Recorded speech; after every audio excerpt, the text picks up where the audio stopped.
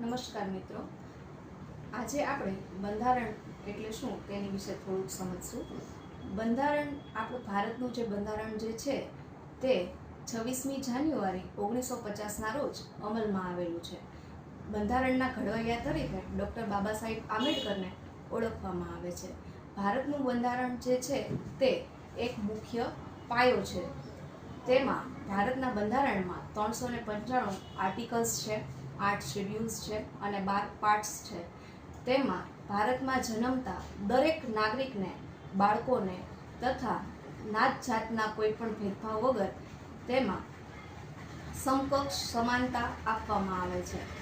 ભારતના બંધારણ દ્વારા તેમાં હકો અને ફરજો દરેક ભારતીયને આપવામાં આવેલી છે. ભારતના જેટલા દરેક કાયદાઓ જે છે પ્રવર્તતા, તે બધા જ કાયદાઓ ભારતના બંધારણ ઉપર આધારિત છે. Thank you.